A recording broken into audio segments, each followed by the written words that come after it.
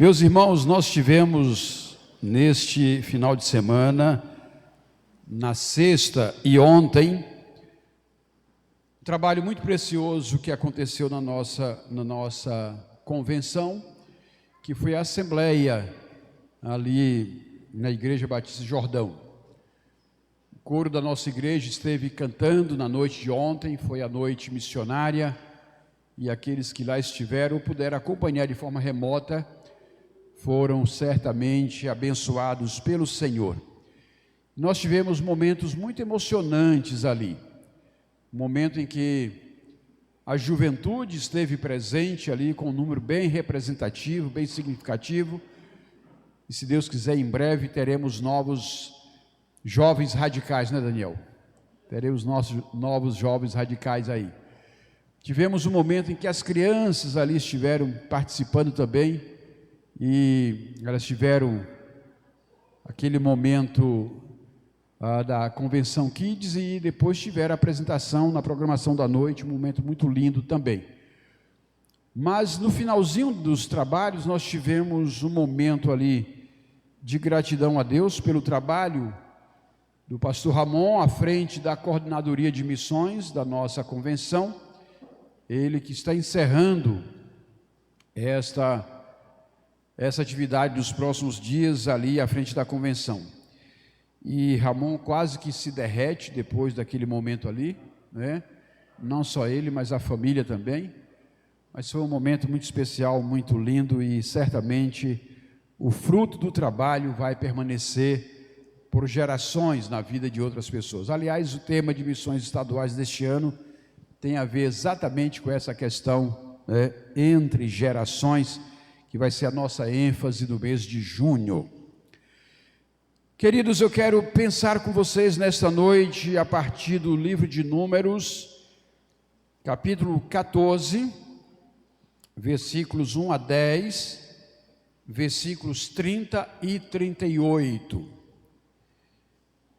Nossa palavra de hoje tem como pano de fundo o estudo que está na página 184, da sua Bíblia de Estudo Discipulado, em defesa do líder e da missão. Inicio trazendo para os irmãos o contexto desta palavra. No livro de Números, capítulo 13, os irmãos são informados que Moisés designa 12 homens, líderes, cada um deles em suas respectivas tribos, designa 12 homens para inspecionarem a terra de Canaã, onde logo eles iriam ocupar. Aquela terra estaria sendo ocupada pelo povo hebreu em cumprimento da promessa que Deus fizera a Abraão. Mas ao mesmo tempo era o juízo de Deus sendo aplicado sobre aquelas nações, porquanto haviam se distanciado de Deus e haviam se tornado povos que não honravam e não agradavam ao Senhor nas suas ações, na sua conduta, e o juízo do Senhor estava vindo sobre aquelas nações, e o povo de Israel estaria ocupando aquele território como resultado da promessa que o Senhor fizera. Eles estavam prestes a entrar na terra prometida. E os 12 homens a quem Moisés envia, voltam agora com os relatórios. 10 daqueles homens trazem um relatório muito negativo, um relatório pessimista, um relatório que amedronta o coração do povo diante daquilo que eles viram e a forma e a perspectiva que eles apresentam na volta daquela visita. 10 homens, portanto, são suficientes para infundir um grande medo ao coração de todo o povo. Mas 2 deles permanecem firmes na confiança que Deus daria o triunfo diante dos desafios que representavam conquistar aquele território. Eles se mantiveram fiéis ao Senhor e eles então não negaram a confiança em Deus, em que Deus seria fiel para lhes conceder aquilo que prometera. Números 13, 25 a 33 apresenta este relatório que nós estamos mencionando. Os versos 30 e 33 traz um resumo daquilo que seria este momento. Calebe e Josué foram os dois que se mantiveram fiéis. E a Bíblia diz então que Calebe fez calar o povo diante de Moisés, depois da primeira parte do relatório pessimista, e disse: vamos subir agora e tomar posse da terra, porque somos perfeitamente capazes de fazer isso.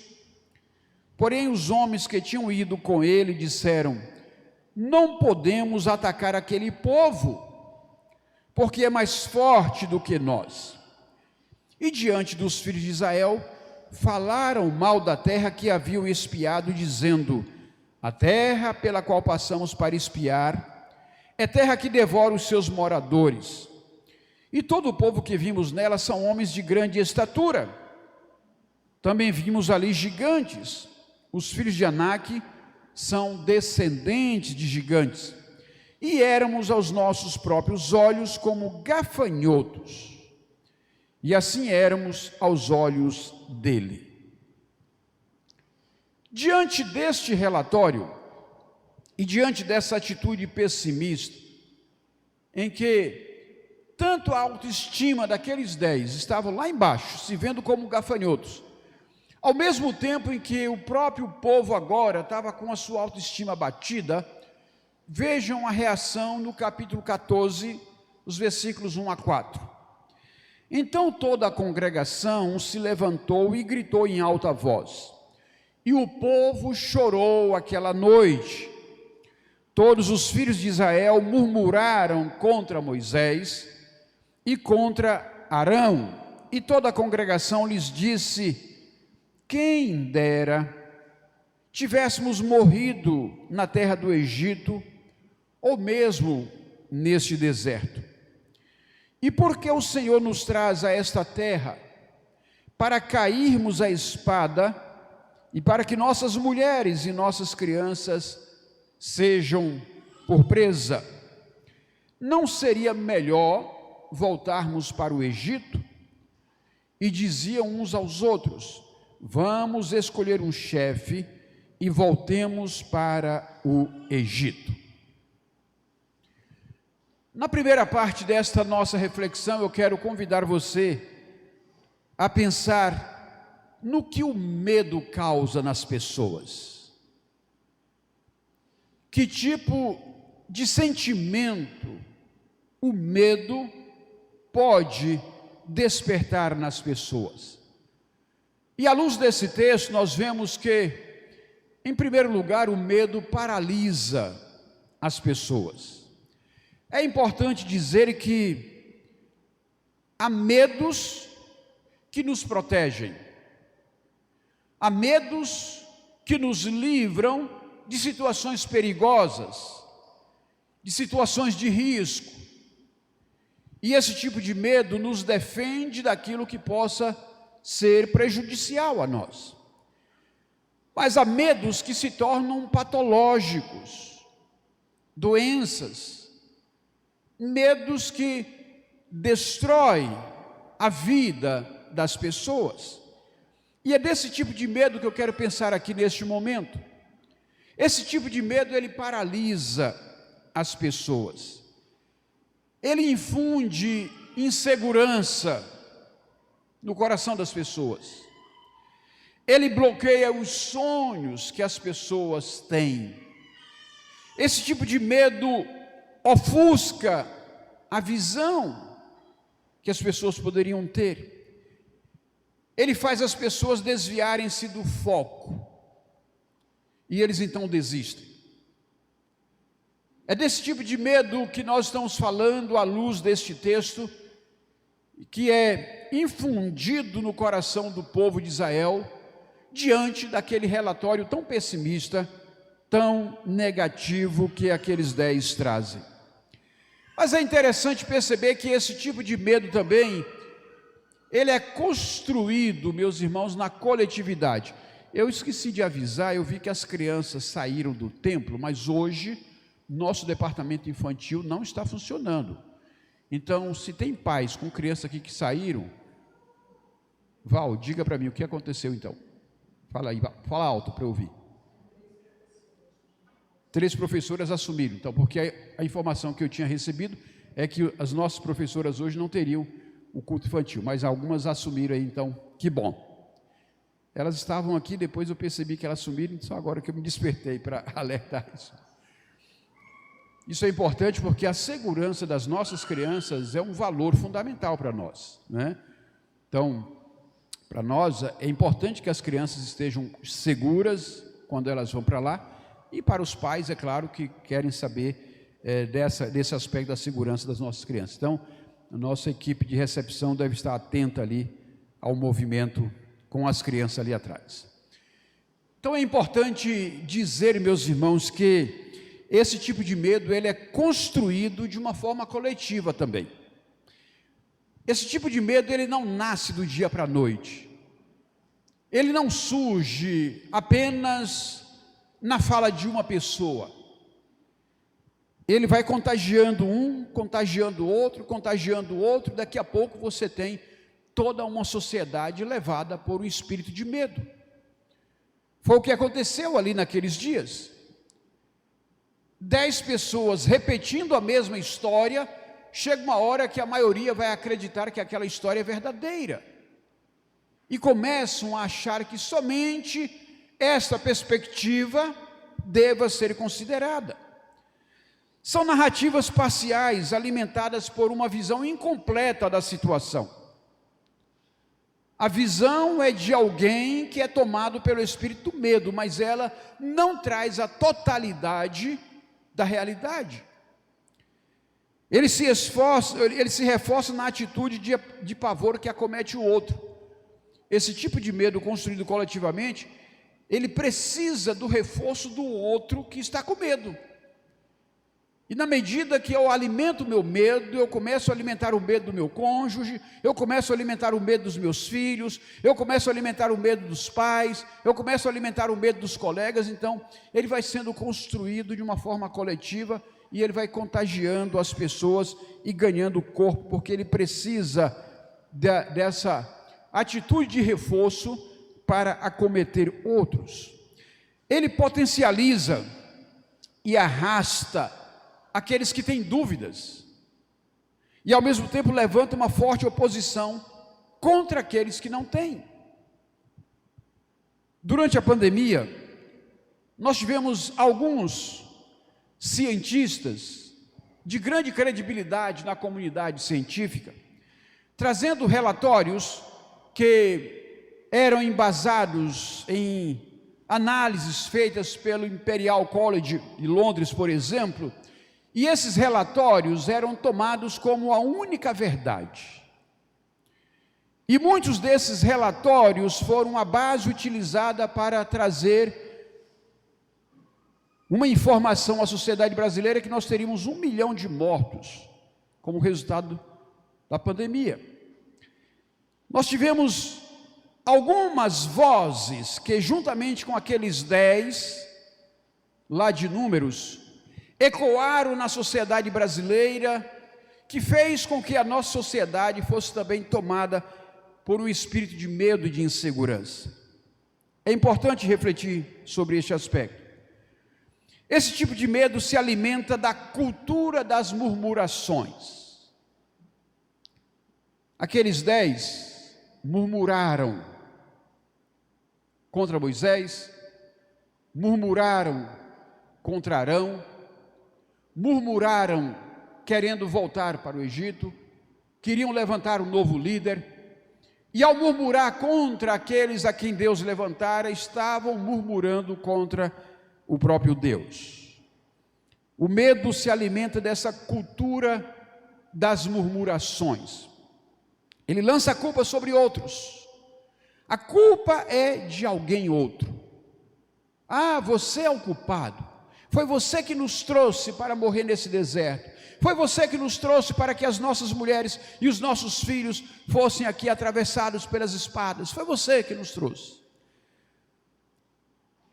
Eles não assumem a responsabilidade quanto às decisões que eles também tomaram lá atrás, quando Moisés os desafia e eles dizem, sim, nós vamos, confiando que o Senhor está conosco. Então eles, nesse momento, tiram o seu corpo daquele lugar da responsabilidade e alguém tem que levar a culpa.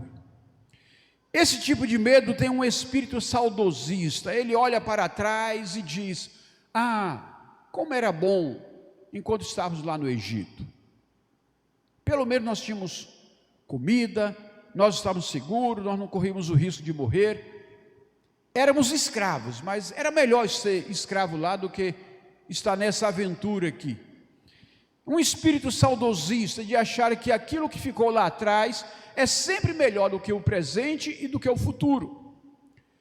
Esse tipo de medo, ele acomete tanto o coração que a gente olha para o futuro com incerteza, com insegurança e acha que o passado é mais seguro, o presente é melhor e não ousa caminhar para o futuro. Ele ressuscita inseguranças que nos escravizam ao passado, como aconteceu ali com aquele povo. Uma aplicação disso: a sociedade na qual vivemos está dominada por este espírito de medo. Os profetas do pavor estão todos os dias bradando aos nossos ouvidos, em seus canais de internet, na TV, no rádio, esses que trazem um sentimento de pavor ao coração do povo, têm o prazer de conseguir a sua audiência apenas mostrando os programas de violência, apenas mostrando as mortes, as coisas chocantes. Esses tiram o seu sustento sendo alimentados por recursos que vêm de infundir no espírito da sociedade um medo diante de tanta notícia de catástrofe. E alguns canais fazem sucesso em cima disso. Alguns programas de TV e de rádio fazem sucesso em cima disso. Temos aqueles youtubers que se alimentam apenas das guerras. E a informação da guerra é o que retroalimenta as notícias que ele veicula. Temos outros que se empoderam da questão das doenças, das enfermidades para veicular as suas informações. Os profetas do medo estão por toda parte. Eles estão construindo o pensamento que povoa a nossa sociedade. A sensação de insegurança tem nos cercado de todos os lados.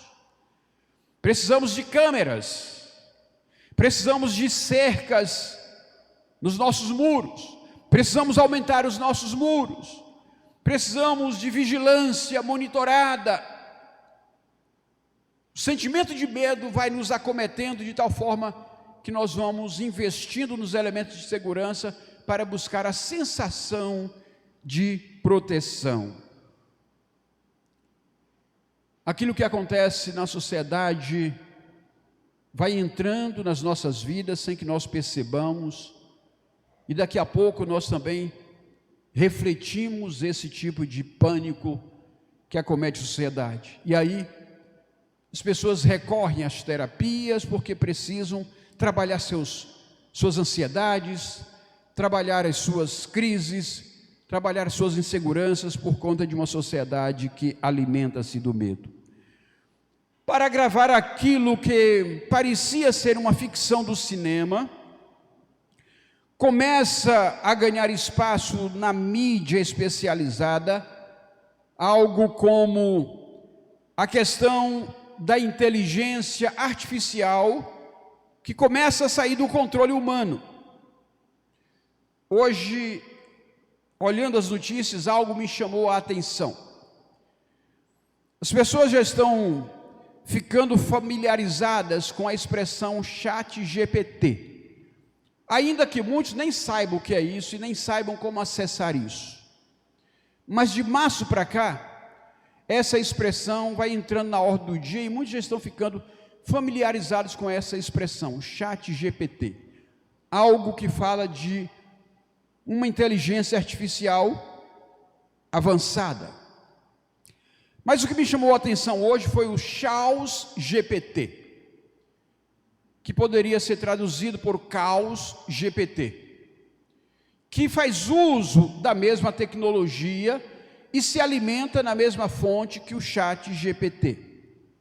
Tanto que já tem 10 mil seguidores e ele só segue aquela organização que fundou o ChatGPT. O ChaosGPT é um chatbot que planeja destruir a humanidade, e ele é aquilo que seria a versão do mal do ChatGPT.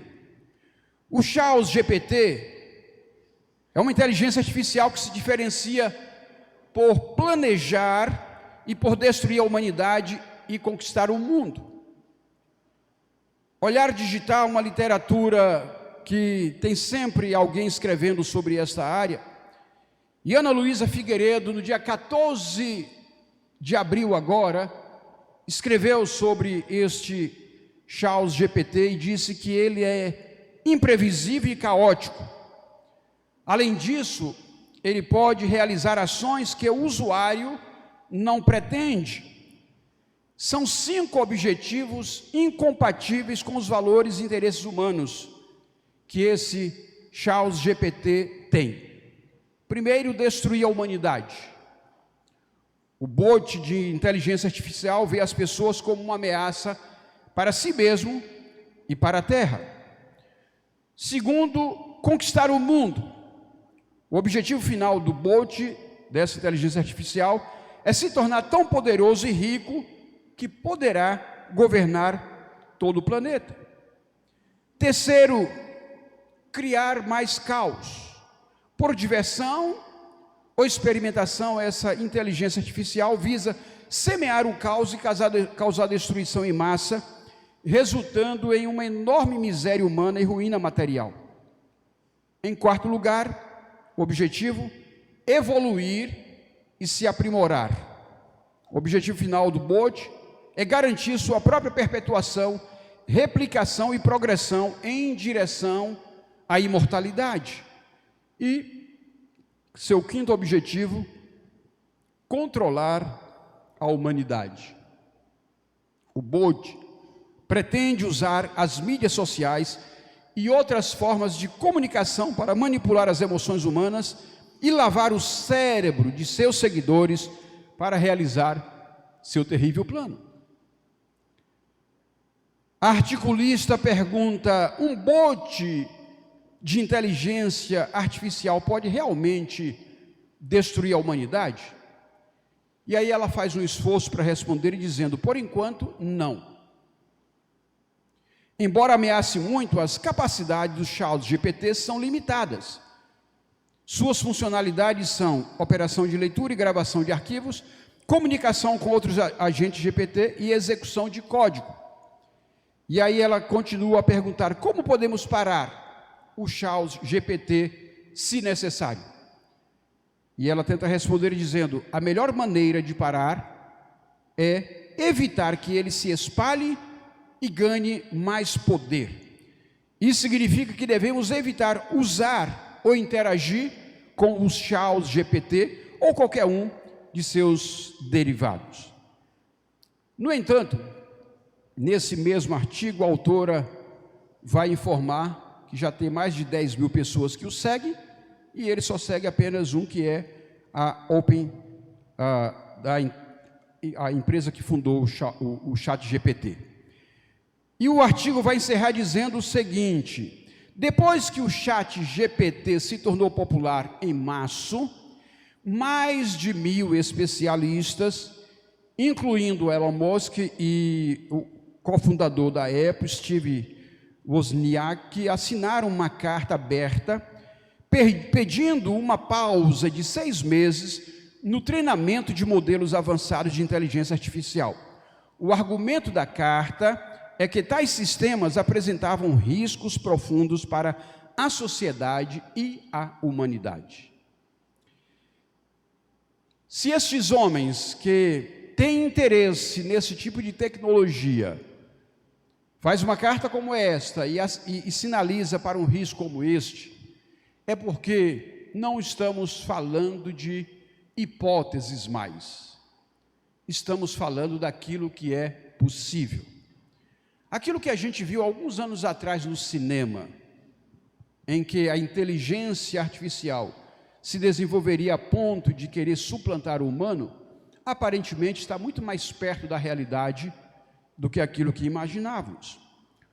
Hoje pela manhã, em nossa mesa redonda da IBD, Nelson alertava para o fato que os mecanismos de poder da atualidade passam exatamente pela questão da comunicação. Certamente será nesse campo que os opositores de Deus e de sua missão se levantarão para cessear a igreja de Jesus, no controle das comunicações. Hoje, nós aqui, eu diria que 100% daqueles que estão neste templo, somos extremamente dependentes da tecnologia que nós usamos em nossos celulares. Então, dificilmente alguém de nós aqui hoje consegue passar sem a assessoria do equipamento, do celular e as tecnologias que nós temos já à nossa disposição. Então, é interessante nós pensarmos que foi nesse campo, no campo da comunicação, que os 10 espias enviados por Moisés conseguiram levar o pensamento do povo para uma zona de medo, de insegurança, a ponto de Deus desistir de levar aquele povo para possuir a terra prometida e fazê-los vagar pelo deserto e cumprir a promessa feita a Abraão apenas nos filhos deles. Nós precisamos estar atentos para o fato de que foi a comunicação que trouxe o medo, que fez com que as pessoas se desenvolvessem naquele sentimento.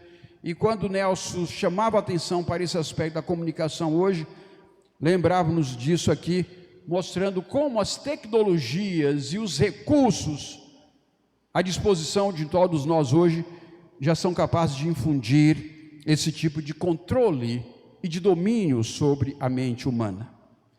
Mas aí eu quero continuar pensando com os irmãos à luz de outras perspectivas que não apenas a perspectiva do medo que este texto nos traz.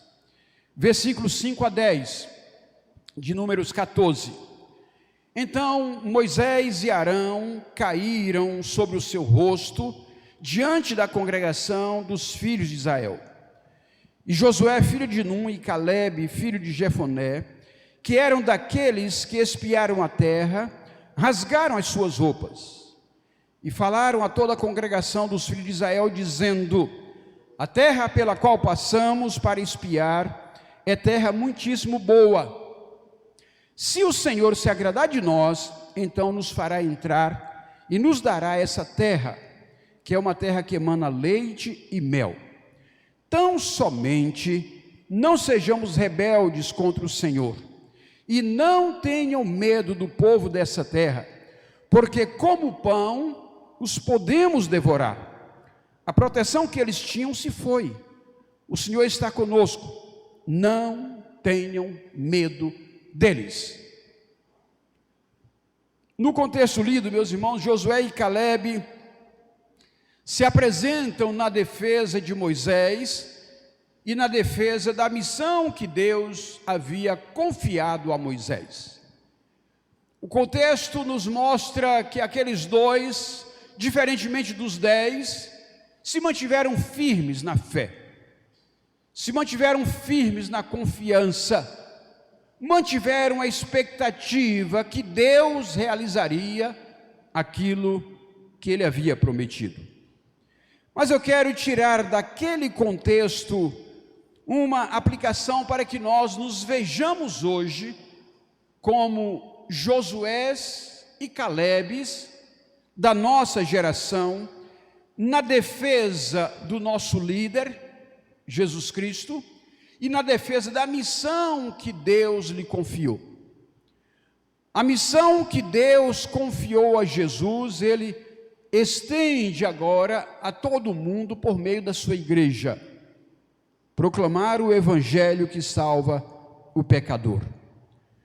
Quando nos vimos acossados pelo medo, nós precisamos de pessoas que se apresentem estrategicamente diante do Senhor para defender a liderança de Cristo e da missão que Ele confiou a cada um de nós.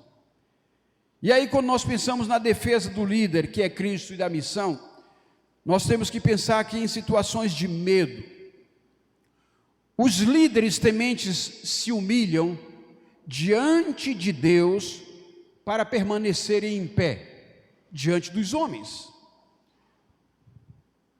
Moisés e Arão se prostram diante do Senhor, à luz daquele relatório, e se humilham diante do Senhor. Eles se quebrantam diante de Deus para ouvir e para ter o discernimento de Deus como lidar com aquela situação. Em situações de medo, homens e mulheres, líderes, pessoas tementes a Deus, se humilham diante dele para permanecerem em pé diante dos homens. Não sei qual é o momento que você está vivendo, se você está entre aqueles que está sendo dominado por esse espírito de medo que paira na nossa sociedade. Mas se esse é o seu sentimento, eu lhe desafio a ser alguém que se humilhe diante do Senhor, a quebrantar-se diante do Senhor, a colocar a sua dependência em Deus, para conseguir permanecer de cabeça erguida, permanecer em pé diante dos homens, diante de uma sociedade que com medo lhe rodeia. Homens e mulheres de coragem se apresentam na defesa do Evangelho. Os seguidores de Jesus comprometem suas vidas pela causa do Senhor, a ponto de muitos desses morrerem defendendo o nome de Jesus e do Evangelho. Foi assim no passado, acontece ainda hoje em países onde não há liberdade para proclamar o Evangelho, e certamente se você for desafiado a negar a sua fé em Jesus, talvez você tenha disposição de pagar o preço com a sua própria vida. Pessoas de coragem que se apresentam na defesa do Evangelho. A missão, meus irmãos, precisa nos dar a direção e não os nossos sentimentos. O que deve nos dar a direção para onde estamos caminhando é a consciência da missão que Deus, o Senhor, nos confiou. E não os nossos medos, não os nossos sentimentos, não aquele momento que porventura vivamos. Gálatas 2, 19 e 20 nos diz: porque eu, mediante a própria lei, morri para a lei, a fim de viver para Deus. Estou crucificado com Cristo, logo já não sou eu quem vive, mas Cristo vive em mim. E esse viver que agora vivo, que agora tenho na carne, vivo pela fé no Filho de Deus que me amou e se entregou por mim. O apóstolo Paulo coloca com muita firmeza que, se for necessário morrer, que assim aconteça, porque ele já havia sido crucificado juntamente com Cristo.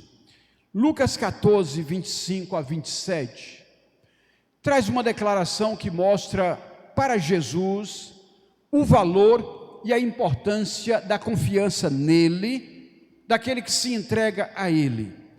Diz assim: grandes multidões acompanhavam Jesus, e ele voltando-se lhes disse: se alguém vem a mim e não me ama mais do que ama o seu pai, a sua mãe, a sua mulher, os seus filhos, os seus irmãos, as suas irmãs e até a sua própria vida, não pode ser meu discípulo.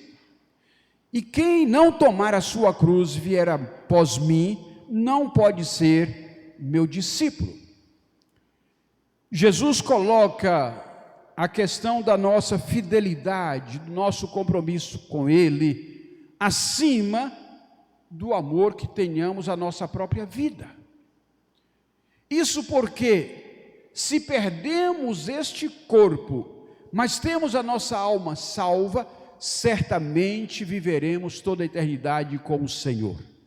Portanto, Jesus coloca o amor a Ele como, na escala de valores, a coisa mais importante que deva acontecer na vida de um discípulo. Por isso que lá em João 13 ele vai dizer que tudo se resume a estes dois mandamentos: amar a Deus sobre todas as coisas e ao próximo como a si mesmo. Quando nós nos encontramos no Senhor e a nossa vida está fundamentada nele, o nosso amor para com Ele está no topo da nossa escala de valores, tudo mais tem o seu valor, a sua importância, mas passa a ser secundário. A visão dos pessimistas, ela acovarda as pessoas. Números 13:33 diz: também vimos ali gigantes. Os filhos de Anak são descendentes de gigantes, e éramos aos nossos próprios olhos como gafanhotos, e assim também éramos aos olhos deles. A visão dos pessimistas acovarda, apequena as pessoas, coloca as pessoas numa autoestima lá embaixo, em que elas não conseguem ver o seu próprio valor. Aqueles que foram dominados por aquele espírito se viam, tinham uma percepção de si mesmos como gafanhotos aos seus próprios olhos e achavam que os outros os viam assim também. Como você se percebe, meu irmão, minha irmã, diante das dificuldades que a vida lhe apresenta? Como a sua fé é colocada neste momento de dificuldade à prova, se você é capaz de confiar ao Senhor a despeito das dificuldades? Enquanto a visão de quem tem fé lança fora o medo, diz Números 14:9. Tão somente não sejam rebeldes contra o Senhor, e não tenham medo do povo dessa terra, porque como pão os podemos devorar. A proteção que eles tinham se foi. O Senhor está conosco, não tenham medo deles. Os pessimistas se viam como gafanhotos. Aqueles que criam se viam como aqueles que, como pão, podiam devorar os seus inimigos, devorar os seus adversários. Por quê? Porque a proteção do Senhor era com eles e não com aqueles que eram vistos como a serem combatidos. 2 Timóteo 2, de 1-7 nos diz: porque Deus não nos deu espírito de covardia, mas de poder, de amor e de moderação. Se você vive tomado pelo espírito de medo, eu quero recomendar que você faça deste versículo a sua divisa pessoal. 2 Timóteo 1:7. Porque Deus não nos deu espírito de covardia, mas de poder, de amor e de moderação. Como Samira falou agora à noite aqui, tudo aquilo que ela vai fazer, coloca Deus à frente e ora ao Senhor. Então, essa é uma tônica de vida de alguém que diz: Senhor, vai adiante. Se você é alguém que se vê assaltado frequentemente por sentimento de medo, eu digo para você, use dessa palavra para lhe fortalecer, lhe encorajar. E quando você ler, você ora ao Senhor, dizendo: Senhor, o Espírito que habita em mim é o Espírito que é o Espírito do Senhor, é o Espírito que triunfou sobre a morte, é o Espírito que triunfou sobre o mal, é o Espírito que dá vida, é o Espírito Santo do Senhor, e portanto o medo não vai dominar a minha vida.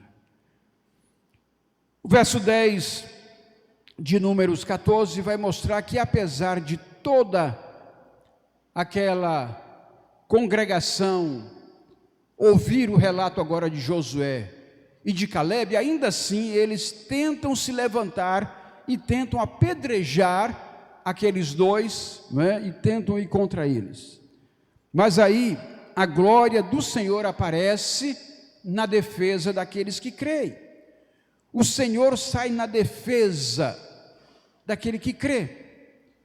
Em Hebreus 11, verso 6, a Bíblia diz: de fato, sem fé é impossível agradar a Deus, Porque é necessário que aquele que se aproxima de Deus creia que Ele existe e que recompensa os que o buscam. Se diante de uma situação de adversidade, alguns estão sendo dominados pelo espírito de medo, mas você está alicerçado na fé, na confiança no Senhor, nas promessas do Senhor, creia que Ele pode assumir a sua defesa, a sua proteção, como fez para com Josué e para com Calebe, diante da revolta daquele povo de querer apedrejá-los, porque sem fé é impossível agradar a Deus. Hebreus 11, 1 e 2 diz que a fé é a certeza das coisas que se esperam, a convicção de fatos que não se veem, pois pela fé os antigos obtiveram bom testemunho. A mesma fé que os antigos tiveram, você também pode ter, meu irmão, minha irmã. É a mesma fé que vem ao nosso encontro e que nos alimenta na nossa expectativa da relação com o Senhor. Josué e Calebe estavam movidos pela fé. Eles tinham consciência do desafio. Eles não eram alienados. No entanto, antes de colocar os olhos nos desafios, seus olhos estavam postos em Deus e o coração deles estava posto no Senhor, o Deus que faz o impossível. Há um texto muito tocante no Evangelho de Marcos que nos mostra como Deus age além daquilo que seja possível para as pessoas. Marcos 9, de 14 a 27, nos mostra Jesus, depois que estava ali no Monte da Transfiguração, ele desce do monte com os três discípulos que o acompanhavam naquela transfiguração. Jesus desce e quando chega no pé do morro lá, ele encontra uma situação inusitada, que a partir do verso 14 de Marcos 9, vai dizer assim: quando eles se aproximaram dos outros discípulos, viram numerosa multidão ao redor deles, e os escribas discutindo com eles. E logo toda a multidão, ao ver Jesus, ficou surpresa e correndo até ele, o saudava. Então Jesus perguntou: o que é que vocês estão discutindo com eles? E um do meio da multidão respondeu: mestre, eu trouxe até o Senhor o meu filho, que está possuído de um espírito mudo, e este sempre que se apossa dele, lança-o por terra, e ele espuma, range os dentes e vai definhando. Pedi aos seus discípulos que o expulsassem, mas eles não puderam. Então Jesus exclamou: ó geração incrédula, até quando estarei com vocês? Até quando terei de suportá-los? Tragam o menino até aqui. E eles o trouxeram. Quando ele viu Jesus, o espírito imediatamente agitou o menino com violência e, caindo por terra, revolvia-se, espumando. Jesus perguntou ao pai do menino: há quanto tempo isso está acontecendo com ele? O pai respondeu: desde a infância, e muitas vezes o tem lançado no fogo e na água para o matar. Presta atenção a isso aqui. O pai dizendo: mas se o Senhor pode fazer alguma coisa, tenha compaixão de nós e ajude-nos. Ao que Jesus respondeu: se o Senhor pode, tudo é possível ao que crê. E imediatamente o pai do menino exclamou: eu creio, ajude-me na minha falta de fé. Vendo Jesus que muita gente estava se reunindo, repreendeu o espírito imundo, dizendo-lhe: espírito mudo e surdo, eu ordeno a você, saia desse menino e nunca mais entre nele. E ele, gritando e agitando muito, saiu, deixando como se estivesse morto, a ponto de muitos dizerem: morreu. Mas Jesus, tomando pela mão, o ergueu e ele se levantou. A fé triunfa sobre o medo paralisante, porque a fé nos é garantida por um Deus grande que faz aquilo que para nós é impossível. A fé nos é a garantia de que Deus pode fazer muito mais do que aquilo que as nossas forças permitem. A glória de Deus vem ao encontro daquele que crê. Talvez algumas pessoas hoje à noite estejam no lugar desse pai, estão enfrentando sérios obstáculos, sérias lutas, sérias tribulações, estão se vendo pequenas diante das lutas e tribulações, e às vezes precisam que Deus lhes ajude a ter fé. E talvez você possa dizer, como disse aquele pai: Senhor, eu creio, ajude-me na minha fé, ajude-me, Senhor, na minha falta de fé. Para Jesus, tudo é possível ao que crê, porque aquele que crê é quem desperta ou quem traz o agir de Deus a seu favor naquilo que ele está pedindo ao Senhor, segundo a vontade do Senhor. Finalizando, nós queremos pensar nas consequências e recompensas que este texto nos traz. A consequência de quem é dominado pelo espírito de medo vai aparecer do verso 30 de Números. Vocês não entrarão na terra na qual jurei que os faria habitar, com a exceção de Calebe, filho de Jefoné, e Josué, filho de Num. Quais são as consequências daqueles que são dominados pelo medo? Perde-se a bênção de Deus, ficam pelo caminho, não concretizam seus sonhos, tem morte prematura. Foi o que aconteceu com aquelas pessoas. Muitas vezes o medo domina tanto o coração das pessoas hoje, que elas vão se definhando com o tempo e morrem antes da hora, porque as doenças oportunistas vão acabar cometendo aquela pessoa que não consegue superar ou lidar com os seus medos com a fé e confiança no Senhor. Aqueles pereceram no meio do caminho, porque tiveram seus corações dominados pelo medo, perderam a bênção de entrar na terra prometida, ficaram pelo caminho, não concretizaram os sonhos de conquistar a terra, e aqueles homens, aquelas mulheres pereceram naquela travessia. Mas nós temos recompensa de quem é dominado pelo espírito de fé. Verso 38, mas Josué, filho de Num, e Calebe, filho de Jefoné, que eram dos homens que foram espiar a terra, sobreviveram. A fé leva a alcançar as promessas do Senhor. Sem fé é impossível agradar a Deus. A fé nos permite alcançar, receber, ser alvo das promessas do Senhor. A fé nos ajuda a sobreviver aos obstáculos, aos desafios, às circunstâncias adversas, aos inimigos, aos adversários. A fé nos ajuda a triunfar. A fé nos permite deixar legado para os filhos. Aqueles homens entraram na terra com seus filhos, possuíram a terra, ocuparam aquelas regiões que lhes foram conferidas e também deixaram legado para os seus filhos. No caso, Calebe e Josué, aqueles que ficaram firmes na fé. Eles receberam as bênçãos eternas do Senhor, assim como ainda hoje nós recebemos as bênçãos eternas do Senhor, quando mantemos a fé no Deus que salva o pecador. Quando mantemos a nossa confiança no Deus que perdoa os pecados, num Deus que restaura a vida do homem a uma relação de comunhão com Deus, o Senhor honra a fé desses e lhes dá a bênção da vida eterna. A quem você escolhe seguir nesta noite? Você escolhe seguir o espírito de medo que quer paralisar, que escolhe ficar no meio do caminho, ou você escolhe continuar confiando naquele que prometeu jamais nos abandonar, aquele que é fiel em honrar as suas promessas?